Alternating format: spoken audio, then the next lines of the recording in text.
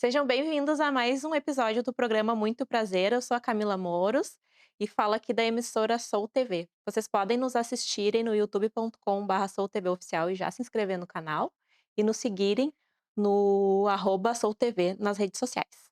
E hoje a nossa convidada é a Andressa Soster, é isso? Exatamente, Andresa Soster. Que é terapeuta cognitiva, doutora em psicologia clínica, doutora em sexualidade humana, é professora universitária. Tem mais alguma coisa? Psicóloga clínica, pesquisadora, tem várias coisas, tá? Mas eu acho que a gente pode pular essa parte, porque a gente gastaria muito tempo falando sobre isso, viu? Eu sou formada há mais ou menos uns 16 anos e nunca parei de estudar, então o currículo foi crescendo em decorrência disso. Sim, muito bem. Então, para a gente começar, eu quero entender um pouco mais sobre o script sexual, que é um trabalho teu, né? Exatamente. Os scripts sexuais, eles são, na verdade, regrinhas que eles estão no meio da nossa sociedade. Todo mundo em algum momento já viveu esses scripts, mas nem sabia que estava vivendo. E eu comecei a estudar isso, sem saber, na verdade, há muitos anos atrás. Eu gosto de falar que, assim como a grande maioria das pessoas, eu tive essa educação, tu também deve ter tido, né? Essa educação inicialmente muito tradicional, assim, do que a mulher tem que fazer, Uma não educação. exatamente, uma deseducação Deseducação. sexual. Para quem não sabe, isso também é educação sexual. A gente saber o nosso sobre os papéis de gênero, né, que cada pessoa, enfim, pode performar, que não está restrito ao sexo que a gente nasce, né, que as pessoas podem se identificar com outros gêneros, enfim. Mas eu cresci ouvindo isso, né? Ah, mulher não pode fazer isso, mulher não pode fazer aquilo. E eu fui percebendo ao longo do tempo que a gente se priva muito de oportunidades na vida por conta disso. Inclusive de ocupar cargos de liderança, de ocupar espaços de poder. E aí eu fui percebendo, tá, mas por quê? Né? O que que existe que faz com que a gente não consiga, então, ocupar esses espaços?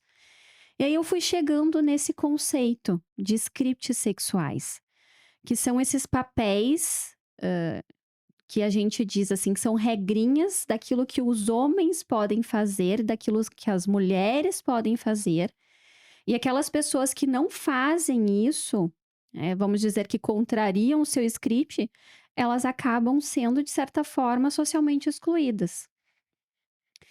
Eu estudei muito mais do ponto de vista da mulher, Sim. porque eu acredito que as mulheres são quem acabam tendo, assim como minorias sexuais, enfim, que acabam tendo maiores prejuízos em relação a isso.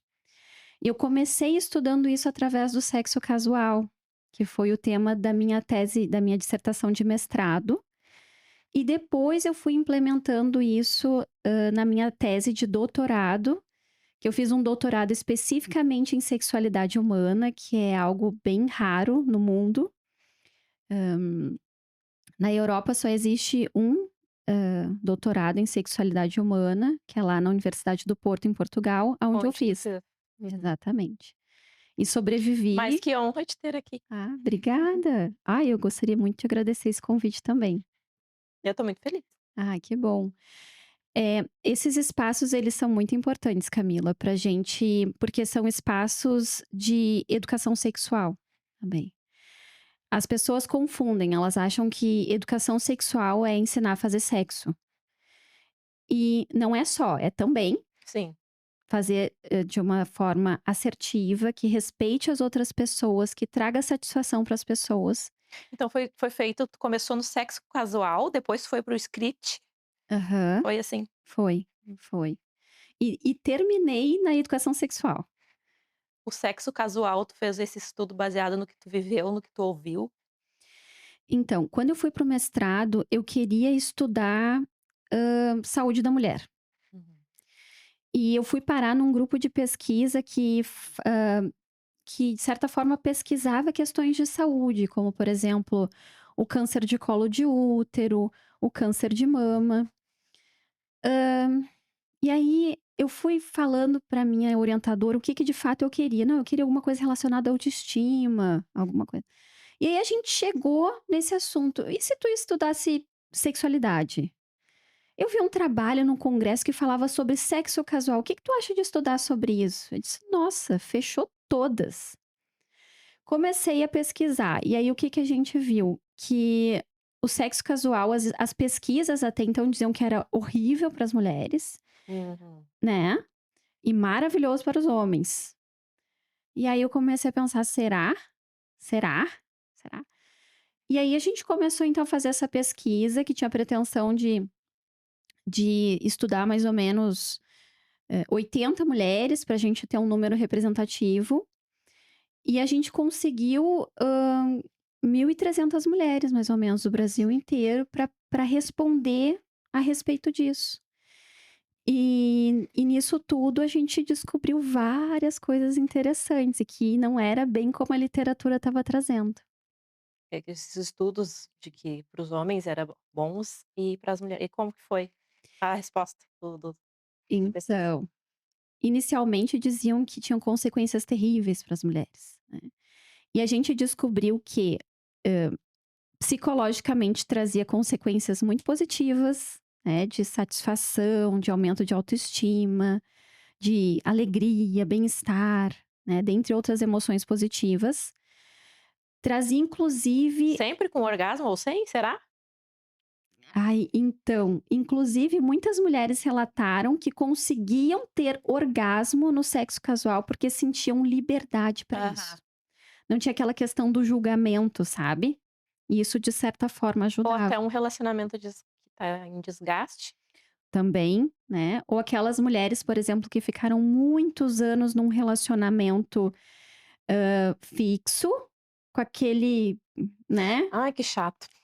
exatamente, com aquela parceria que talvez não facilitava muito a satisfação dos desejos, e aí no sexo casual ela tem uma liberdade de experimentar, tanto práticas diferentes, quanto tipos de relacionamentos diferentes, gêneros diferentes, né. Sim. E nisso ela vai descobrindo então uma satisfação, então também pode favorecer a isso. Daí nessa pesquisa então, estava favorecendo mais as mulheres Exatamente. A e gente os homens. descobriu que nesse caso a gente só estudou as mulheres, tá. Uhum. Mas a gente descobriu que inclusive no sexo casual, como existe uma percepção de risco maior, tipo assim, é uma pessoa desconhecida, então as pessoas usavam mais Ah, preservativo, é verdade. ou seja, as mulheres se previnem mais no sexo casual do que num relacionamento fixo. Só que as consequências negativas eram na parte social. O medo de ser julgada, o medo de ser vista como uma pessoa promíscua, aquela perguntinha de relacionamento, assim, de: "Ai, Quantas pessoas ficou quantas pessoas tu já isso é um ficou?". absurdo, né, isso é um absurdo, tipo, pra mim não tem como a pessoa perguntar, mas eu ouço amigas minhas ou ouço outros relatos na internet de mulheres falando, eu fico: "Meu Deus, isso existe? Existe Isso ainda?" existe, infelizmente existe, e muitas vezes, se o homem pergunta isso para a mulher e a resposta da mulher é maior do que a do homem ou da expectativa que ele tinha, ele já vai ficar: "Ai meu Deus", insegurança. O quanto o que deveria ser muito contrário, né, uma pessoa que tem mais experiência, ela tem mais aprendizado, ela tem mais chance. Experiência, né. Exatamente, ela conhece formas diferentes de alcançar o prazer e de proporcionar o prazer a outra pessoa. Então isso não faz Isso o tem menor muito faz sentido. sentido no sentido da autoestima dele só, eu acho, né. Isso é um Exatamente. problemão, eu andei ouvindo coisas de um homem também, eu falei pra ele: "Isso aí todo homem fala". Ele falou aquela coisa famosa: "Ai, estou traumatizada com homem". Sim, mas todo mundo tá. Eu, quem é trans, outros homens, gays, tá todo mundo traumatizado com homem. E tu tá me falando coisas que eu ouço há muito tempo, de muitos outros homens. E parou isso no tempo, né. Chato. Exatamente, exatamente. A gente percebe que A gente viu até essa série agora que saiu, né, Adolescência, que a gente vê um relato, um reflexo do quanto os homens, na verdade, parecem perdidos. Enquanto a mulher, ela tá desde os anos 60 nessa questão de autonomia, de busca de liberdade, de ocupar espaços, de gerir o próprio corpo e não deixar que outras pessoas decidam por ela, né? Tem várias autoras, escrevendo cientificamente sobre isso. O que que a gente tem para os homens? Quem é que a gente vê discutindo masculinidades? Eh, os caras que fazem podcast Red Pill, né? E aí, olha a referência que eles estão tendo, Sim. né? Não é nada científico, não é nada que está comprovando uma saúde, uma Com satisfação. com uma legião de seguidores, né, todos eles. Exatamente, exatamente. Justamente porque eles estão perdidos, eles não acabam não tendo boas referências, né, referências sobre, por exemplo, masculinidade, sobre a questão da masculinidade tóxica. E eu acredito por uma questão de insegurança mesmo, que é uma das questões dos scripts, né. O script masculino, ele diz que o homem tem que ser sempre muito forte, ele nunca pode demonstrar uma fragilidade, uma emoção, né, de fragilidade, uma dúvida, ele tem que prover, ele tem que ser o fortão. E aí tu dizer assim: "Bah, meu, eu não sei o que fazer nessa situação", ou chegar para uma parceira e dizer: "Bah, olha só, eu vi que tu não tá satisfeita, talvez eu não esteja satisfazendo, tem alguma coisa que eu possa fazer para isso?".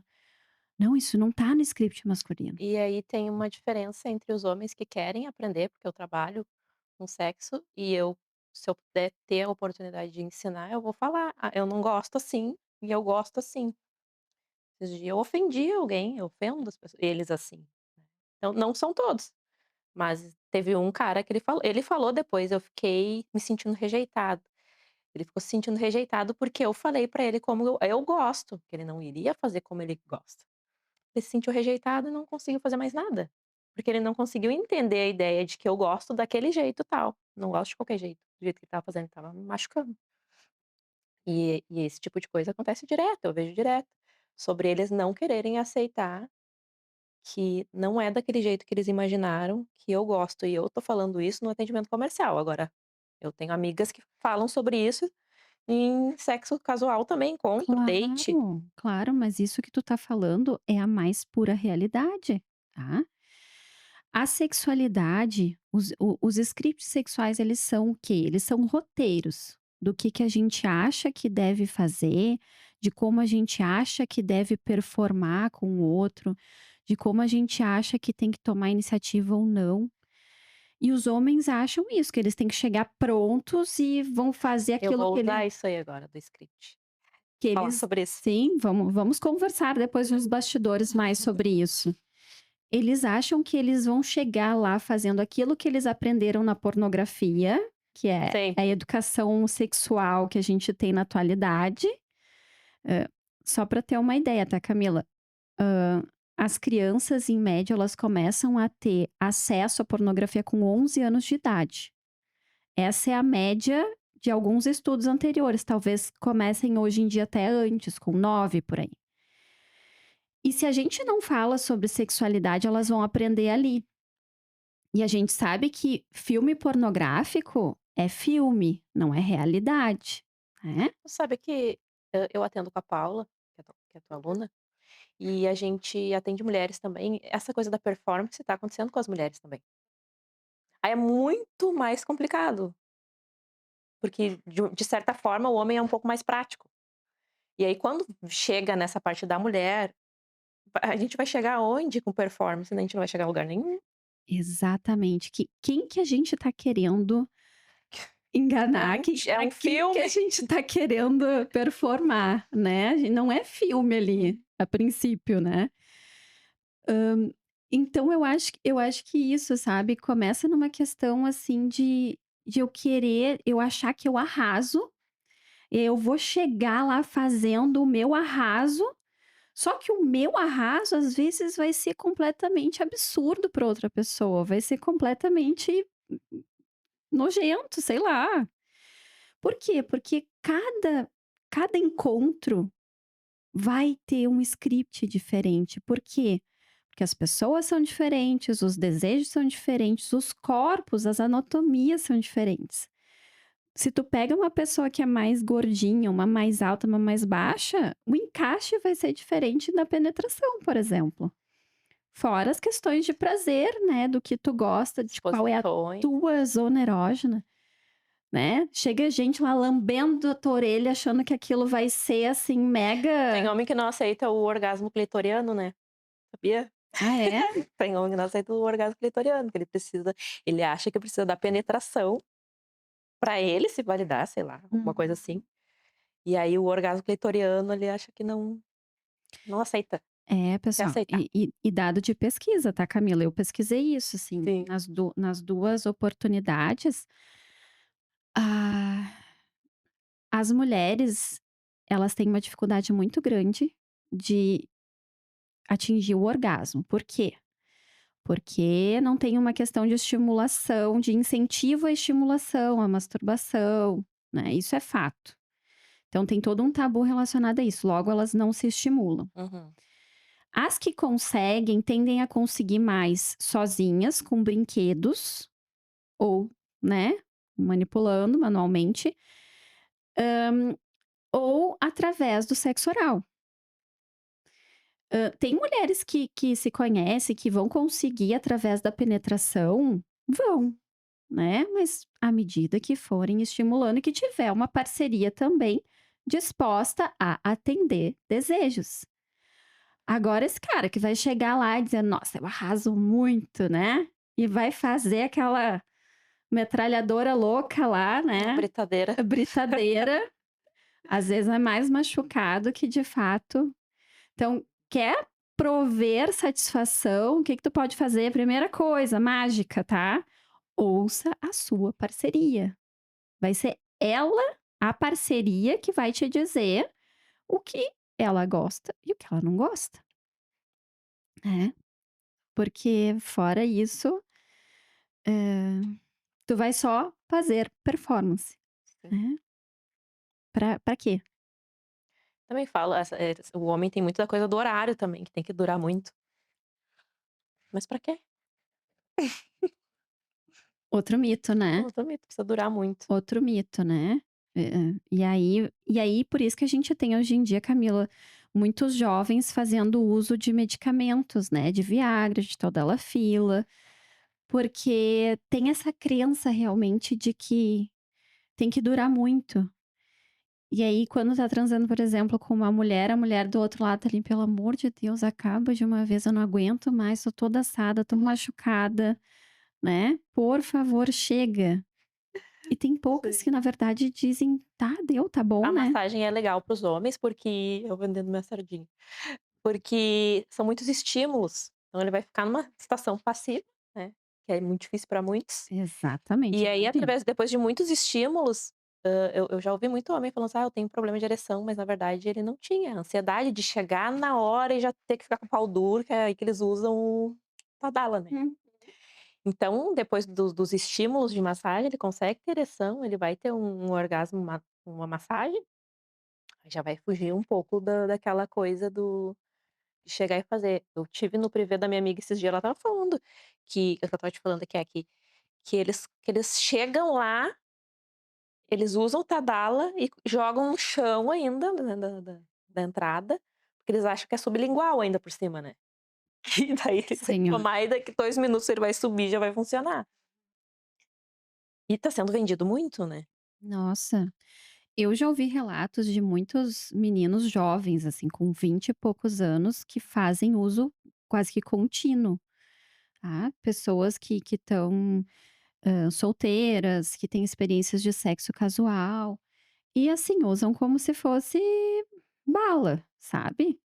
E isso é perigoso, né, um remédio que ele pode fazer mal para o coração, se a Vários pessoa efeitos colaterais. precisa ter indicação médica, avaliação médica, urológica, cardiológica, porque justamente, e não é mágica, tá, o qualquer medicamento para ereção, ele não funciona se não houver desejo, que é um grande mito também, né, vai ser um remédio, assim, que, vai ficar lá muito louco. Precisa ter desejo, precisa ter estimulação. Imagina esse cara que tomou e foi ali no privê e já vai, já chega, já como assim? Será que ele se preparou antes psicologicamente para aquele momento? Não, né. Exatamente. Tu sabe que essas questões tanto do transtorno erétil quanto da ejaculação precoce, a grande maioria das vezes tem a ver com ansiedade. Ansiedade de performance. E a ansiedade de performance que no momento que acontece uma vez de acontecer essa falha, que na verdade não é uma falha, é uma coisa normal que pode acontecer com qualquer pessoa, a pessoa começa a criar uma expectativa de que vai acontecer de novo. Aí acontece de novo, e aí reforça, reforça e vai. Então, a gente fala, por exemplo, essa questão da massagem, né, ela também é uma questão que ajuda muito. Psicólogos indicam muito. Sim, Eu já sim, atendi muito cliente que chegou dizendo que o psicólogo indicou. sim, sim. A primeira etapa geralmente é tentar fazer a questão da masturbação sozinho, para ajudar nessa questão de manter, Uhum. né, sim, manter tanto a ereção quanto a questão também, sem a ejaculação.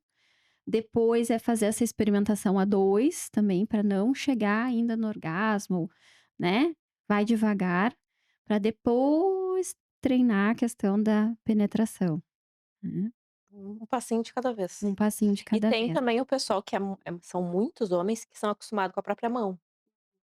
Então não tem outro jeito, não tem outro jeito, é só aquele jeito ali com a mão. Quando tá quase no final, ele vai lá e bota a mão pra terminar. Aham, aham. E aí a gente vê essa questão de insegurança também, né. As inseguranças de daqui a pouco ter uma mulher ali controlando, né, o meu prazer. O quanto o sexo em si, ele tem uma questão de tu se vulnerabilizar diante do outro, Uhum. né. Nós mulheres, nós somos acostumadas a fazer isso, a estarmos de uma forma mais vulnerável à disposição. Os homens não estão e têm muito preconceito em relação a isso. Eu converso com as acompanhantes que, já conversei com várias acompanhantes lá no Núcleo de Estudos da Prostituição, NEP. no NEP, e elas me dizem assim, tem muito homem, assim, que vira um ser completamente passivo nas nossas mãos, porque parece que ali é um mundo à parte, que ele se permite fazer isso, mas lá com a esposa, com a parceira, não, porque lá ele tem que ser o cara. Eles se permitem muito, esse pessoal casado se permite muito com a gente. A gente deveria ser mais valorizado, inclusive. Não, é fato, é fato, é fato. Eu tenho cliente que daqui a pouco eu tenho que começar a cortar, porque eles acham que eu sou uma terapeuta, mas não dá pra conversar mais. Eu acho que sente a vontade pra falar sobre Tem isso. isso. A Paula também já postou algumas coisas sobre isso, né, de que, é é tão difícil demonstrar insegurança até para uma terapeuta, por exemplo, psicóloga, né.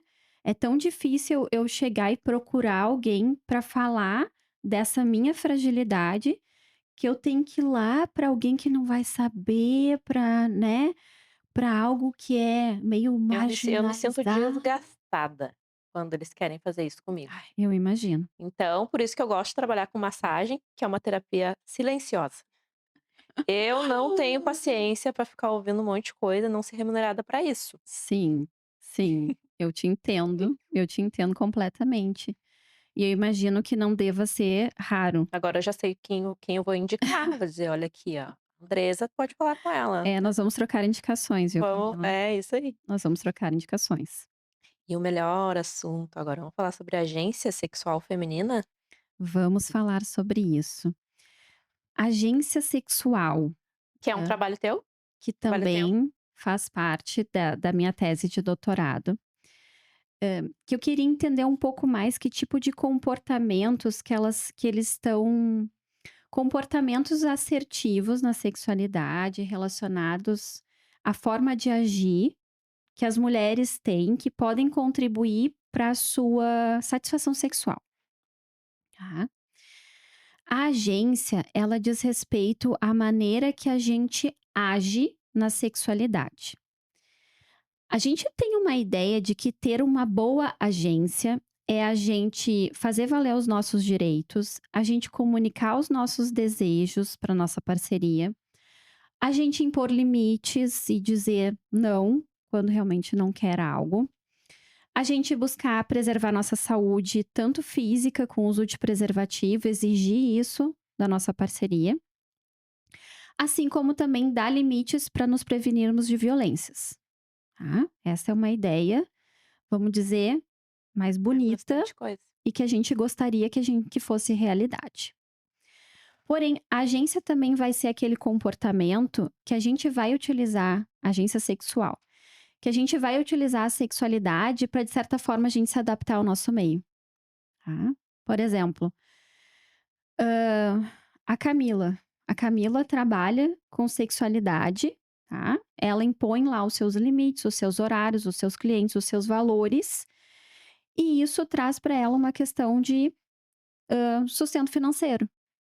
Isso é ser uma pessoa agente, né? Por quê? Porque tu tá utilizando a sexualidade ao teu favor, com uma forma de não trazer prejuízo para ti e não trazer prejuízo para outras pessoas. O cliente que vai lá te buscar, ele não tá lá obrigado, ele tá lá ciente do que ele tá fazendo, Sim. tá te pagando pra isso e tu tem, né, tá prestando um serviço.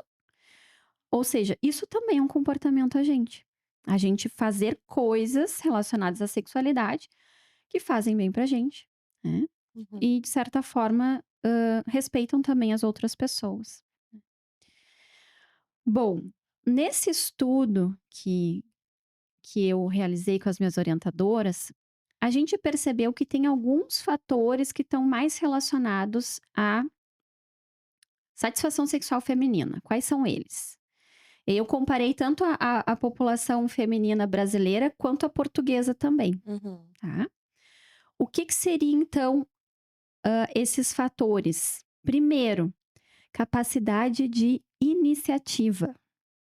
A mulher tomar a iniciativa. Segundo, uma habilidade que a gente chama de comunhão, de se sentir conectada com o outro. Terceiro, capacidade de recusa, recusar práticas que a gente não gosta.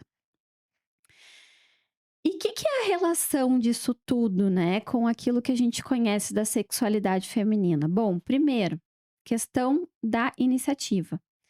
O nosso script feminino, ele pressupõe que a gente seja passiva, a gente só faça aquilo que o nosso parceiro quer, que a parceria quer, que é a gente tá ali com dor, dizendo: "Não aguento mais", mas a gente fica ali, né, com cara de sorriso, fazendo cara Muito sexy muito ainda. desconforto, né. Se não tá bom, é porque tá ou tá ruim ou tá desconfortável. Exatamente, mas aí a gente ou seja, Eu já aguentei várias já, aguentei.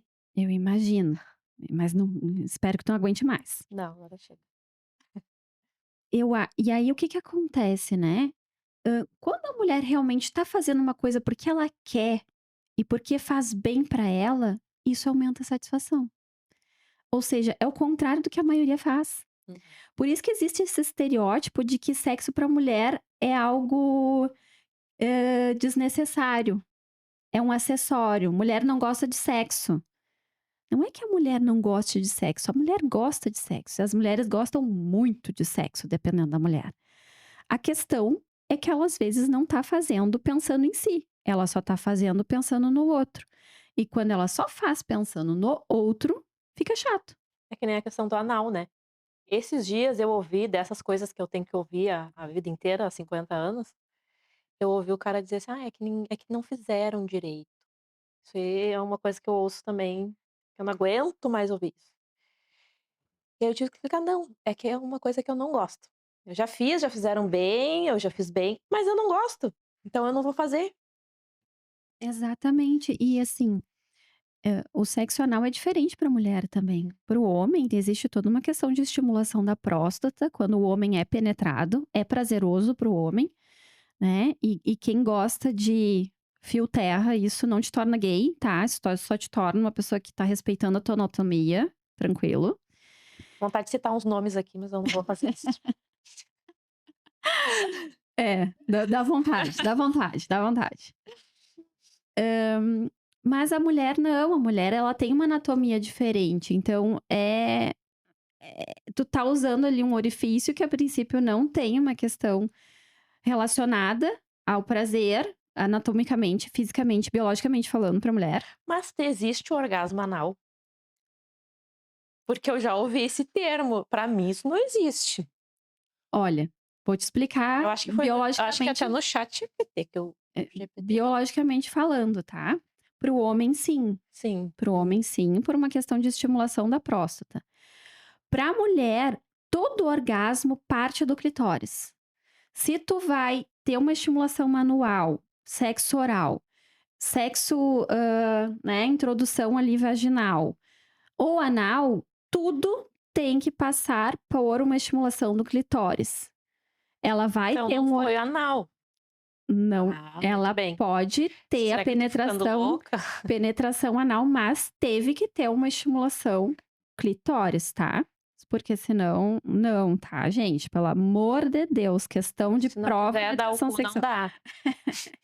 Inclusive, pelo que eu Se converso quiser também, dar. Tem mulher que só quer fazer anal e não quer, de repente eu acredito que se a mulher não quer fazer vaginal, na minha eu penso, tá, é uma disfunção. Eu acredito nisso. Não sei se eu tô certa. ela Mas tá eu conheço mulheres que gostam de fazer só anal. elas deixam de ter um prazer, de, né, ter a chance de ter um prazer significativo fazendo sexo, né, com penetrativo, assim, penetração vaginal. E tá tudo bem, tá? Se você é uma mulher que gosta muito de fazer sexo anal, tá tudo certo, não tem nada de errado com você, parabéns pra você, você é uma pessoa versátil e flexível. Tem muitas acompanhantes, inclusive, pelo que eu tenho conversado, que elas cobram a mais Sim. quando tem que fazer o sexo anal, por talvez ser uma questão desconfortável para a grande maioria, tá? Justamente por essa questão anatômica, mas se você gosta, sente prazer com isso, ó, parabéns. E voltando à questão da agência, só para concluir essa parte, a questão da comunhão, tá? É aquela ideiazinha de que a mulher precisa ter uma conexão afetiva para ter satisfação. Isso também vem do script, de achar que tu tem que ter prazer numa relação monogâmica, homem e mulher, lá lá lá lá lá lá lá. O que na verdade tá te privando de ter um prazer sozinha, por exemplo, de tu reconhecer que é muito prazeroso a tua masturbação, de que pode ser muito prazeroso um sexo casual, quando tu te sente preparada para isso. Então, isso também pode ser muito prazeroso, satisfatório. Só que a mulher fica naquela: "Ai, é proibido. Ai, não posso. Ai, é feio". A troco do quê? De Exatamente. crença, né. De crenças, de pseudo-julgamentos que ela pode vir a ter. A crença da minha família é que a mulher não é mulher sem o marido. Ai, da minha também, viu. Ah, De todas as famílias, eu acho, tradicionais brasileiras, sim. latinas, sabe, eu acho que tem essa crença, assim. E eu acho eu também eh, como eu estava te falando, já estudei muito, assim, eu sou uma pessoa que posso ter vários defeitos, mas eu tenho uma graduação muito boa, eu tenho hoje um currículo que poucas pessoas no mundo têm, Eu ia tá. te falar alguma coisa, eu ia dizer: "Não, mas eu tenho uma graduação aqui, ó". É. Mas, desse nicho tradicional brasileiro que eu venho, muitas vezes eu senti que mesmo tendo isso tudo, eu não era uma mulher bem-sucedida, porque não era casada, Uhum. Não né. vai ter tempo, estudou tanto, vai ter tempo pra Exatamente, casar. gente, pelo amor de Deus, passei os últimos 16 anos da vida estudando. Não deu tempo de casar, tá. Não deu tempo de ter filhos, priorizei outras coisas e sou muito feliz por isso, tá. Sim.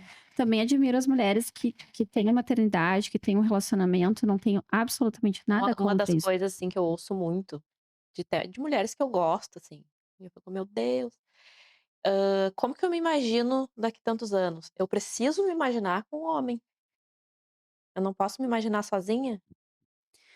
E sendo que estatisticamente falando, né, Camila, as mulheres quando elas precisam de algum tipo de cuidado, seja num processo de adoecimento, num período de vulnerabilidade, vai ser outra mulher que vai cuidar dela, não vai ser um homem.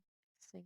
A gente sabe, eu estudei no grupo como eu falei, de psicologia da saúde, as mulheres em processo de Os dados, câncer, pesquisas, tudo. pesquisa, tá? As mulheres em processo de câncer, elas são abandonadas pelos maridos. Abandonadas.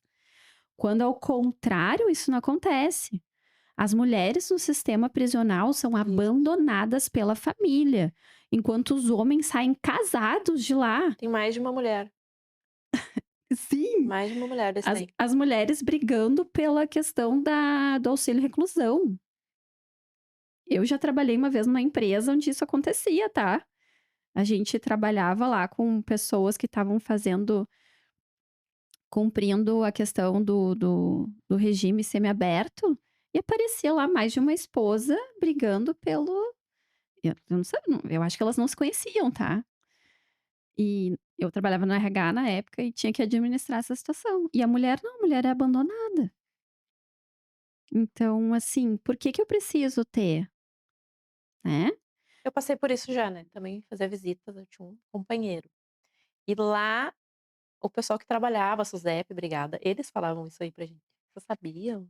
No sistema prisional feminino, ninguém vai visitar, é uma mãe, uma irmã, uma amiga. Uhum, uhum. Que eu tô fazendo aqui?" Ainda bem que passou.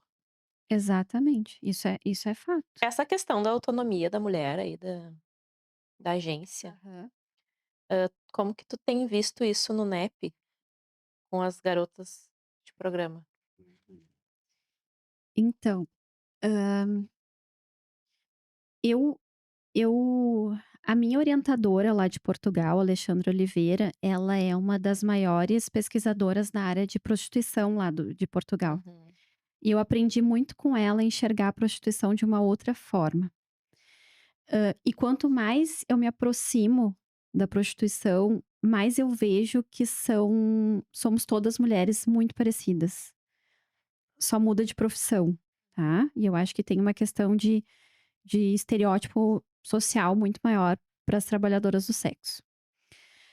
Mas eu tenho uma admiração muito grande pelas trabalhadoras do sexo, porque ao contrário do que a gente imagina, elas não são contratadas para o homem pisar em cima e fazer o que bem entende com elas. Muito pelo contrário, elas estabelecem os seus limites, elas decidem o que querem fazer ou não, elas decidem o tipo de cliente que elas vão atender ou não.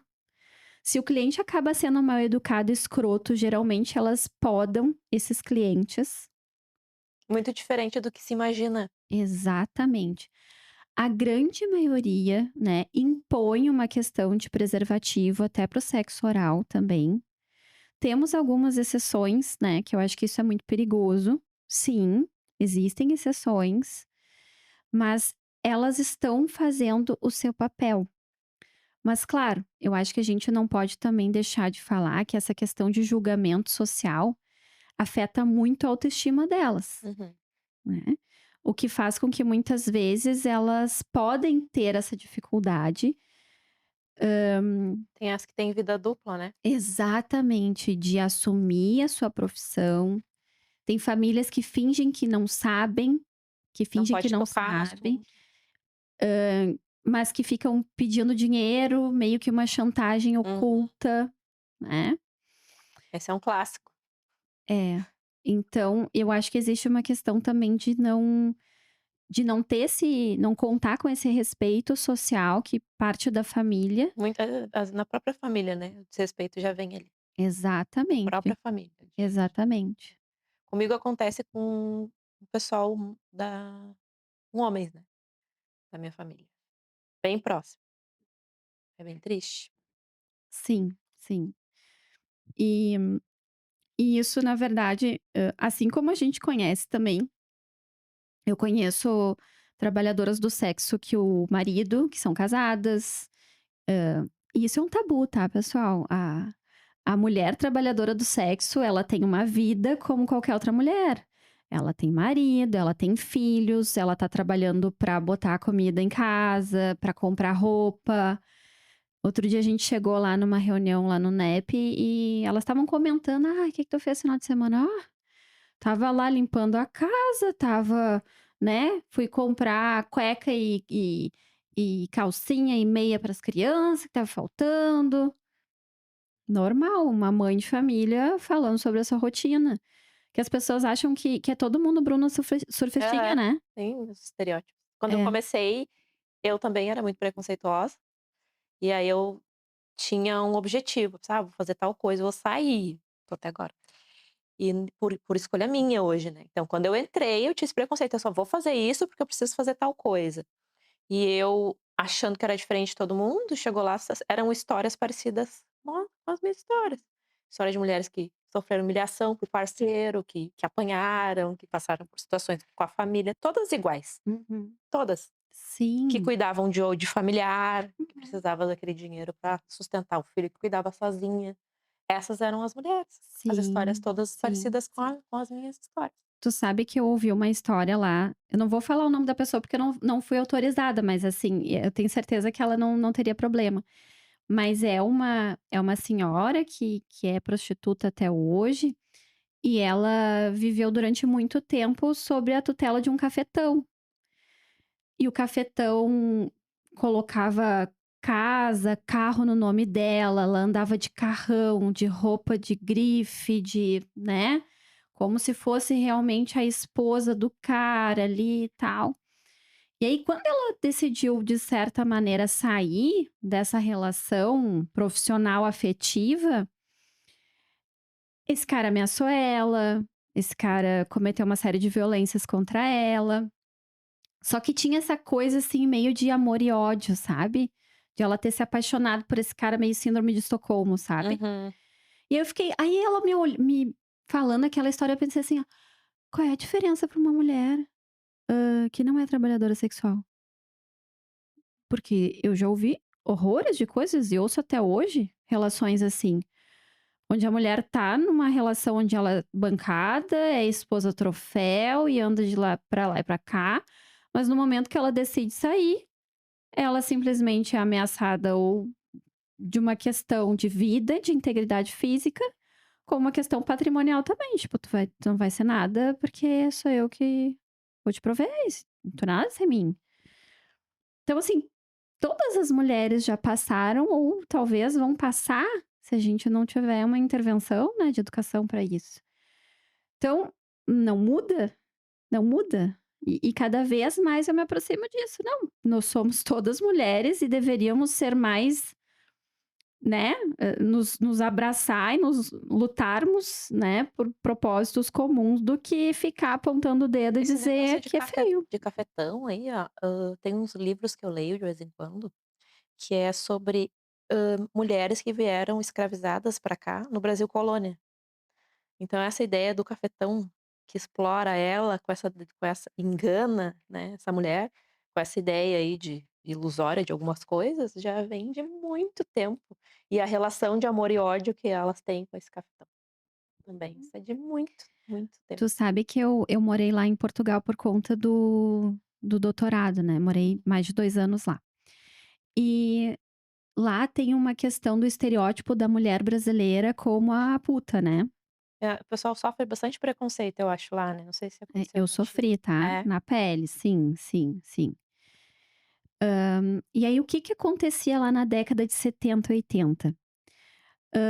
Os portugueses que lá tinham família, casados e tudo, vinham pra cá, turismo no Brasil, né, e passavam a conversinha nas moças Até simpáticas, hoje, hein, tem. bonitas, Estão tentando né. passar Vou conversa também. chegar nessa parte.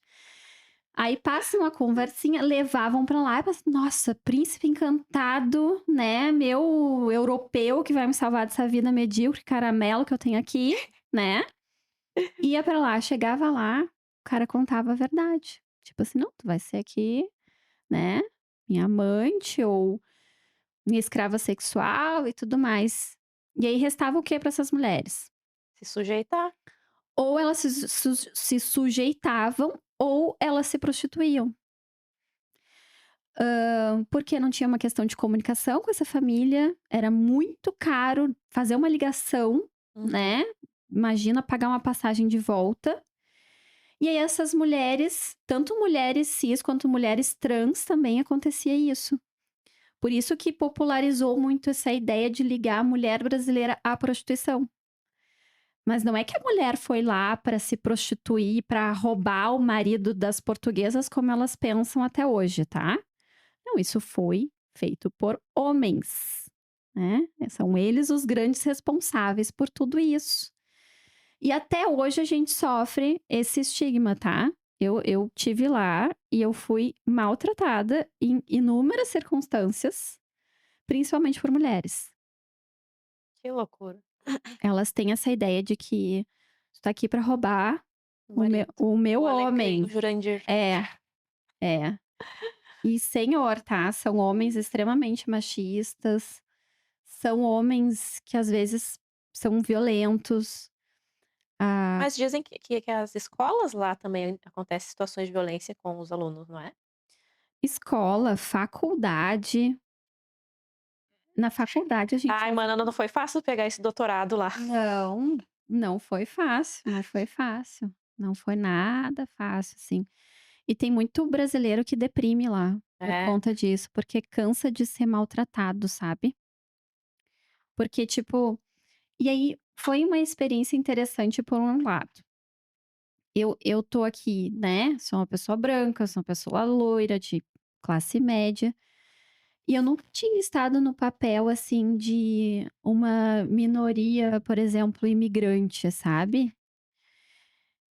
E aí eu cheguei lá e eu Porque penso eu ia imaginar, assim, é que se eu talvez se eu fosse pra lá, como eu sou tatuada e eu ia sofrer preconceito, mas eu não diria, que como eu não entendo, não diria que tu poderia sofrer um não, preconceito lá também. por ser tatuada não, porque o pessoal tem cabeça mais aberta em Uhum. relação a isso. Eu não sei interior que É por ser brasileiro. é por ser mulher brasileira, né. E aí eu acho que acontece isso, sabe, de a gente parar e pensar assim: "Cara, por que que a pessoa tá me tratando mal? Eu não fiz nada de errado. Como assim? Por que que ela tá me tratando mal?". E aí eu comecei a ter muito mais empatia, por exemplo, com pessoas negras, com pessoas trans. Porque é isso, a pessoa não te fez nada e tu já a pessoa te odeia, tu não fez nada, mas ela já te odeia. Por um estereótipo, por um script, sabe, que tá na cabecinha dela, uma historinha que contaram pra ela. Mas não só lá, eu sempre digo aqui que eu gosto de amiga puta, né, porque tem uma diferença. Amiga que não trabalha com isso, não entende sobre isso, ela me vê sempre como uma ameaça. Ela vai me ver de alguma forma, inconsciente que seja, mas ela vai me ver como uma ameaça. As minhas eu tenho uma amiga de infância que também é garota de programa, a gente dá risada de vez em quando sobre quando a gente vê umas amigas antigas fazendo um aniversário: "Ai, ela não esqueceu de nos convidar". De rir, né, nunca convidou, nem Sim. vai. Então nossos nichos são aqueles ali do as minorias que não são minorias, né. Sim, sim, mas eu acho que é isso, né, as pessoas também não separam o que é o profissional Não, do que é o pessoal, né. Então, porque tu é prostituta, tu vai dar mole pra qualquer pessoa, né. Oi? isso a Né? gente escolhe até os clientes, a gente escolhe até quem vai Exa pagar a gente. A exatamente. gente se cuida muito do corpo, a gente usa camisinha. Em date eu vejo o cara não querer usar camisinha, no programa não acontece. Ai, já aconteceu uma vez que outro cara não queria usar camisinha, bem fora do normal, eu falei: "Não, tu não tá bem, né", Sim, pergunto pra ele. sim. Mas nos atendimentos é certo, sempre tem, o cara sabe que a gente tem, ele também tem às vezes o agora vai num date, o cara se faz de louco, né. Estava falando semana passada com uma amiga sobre isso, que ela estava me falando de umas poucas e boas que ela passou, relacionadas a isso, né. E e, tipo, gente, não é porque a pessoa tá, assim, com uma camisa bonitinha, com um cheirosinho, que não tem nada, tá? Existem uma série de infecções e doenças invisíveis que às vezes não aparece nem no exame, como por exemplo HPV, que pode ser capaz de dar câncer de boca, de cabeça, Imagina, e de eu vi teu ânus. conteúdo falando disso. De cabeça, O câncer na língua, o câncer na boca, na cabeça. tá tendo bastante, câncer de colo de útero, né. Sim, sim. E a causa É o HPV. que é o Tem alguns tipos de HPV mais comuns, tipo 16 e 18, que eles são responsáveis pelo câncer de colo de útero. A mulher, ela geralmente é a mais prejudicada, tá? sim, Pelo HPV. eu uma amiga minha virou estrelinha há pouco tempo, tem a mesma idade que eu, por causa do câncer de colo de útero, Imagina. 30 e poucos anos. E pessoal, é outro mito, tá? As pessoas pensam assim: "Ah, eu tenho o mesmo parceiro há 15 anos, então eu não preciso fazer exame". Ó, primeiro, um HPV pode ser algo que tu contraiu, assim, lá 15 anos atrás, e ele vai se transformando ali, transformando as células do teu corpo, e ele pode demorar de 5 a 10 anos para se tornar um câncer. Então você precisa fazer a cada 2 anos, se você não tem risco nenhum, e a cada 1 ano, se algum momento o Papa Nicolau foi alterado. Agora vai mudar. Tá tendo bastante o câncer da próstata. E existem exames, o exame para o homem qualquer O exame para o homem inicial é o toque retal, que eles não querem fazer. que eles não querem fazer. Que eles podem fazer ali na faixa dos 40 anos, mas ainda tem aquela crença de quem procura acha doença. O primeiro exame é o toque, onde o médico vai fazer um toque através do ânus para sentir a próstata e perceber o tamanho dela. E se ela tiver alterada, tem um exame específico, para fazer então essa avaliação, né, do risco e fazer o acompanhamento posterior.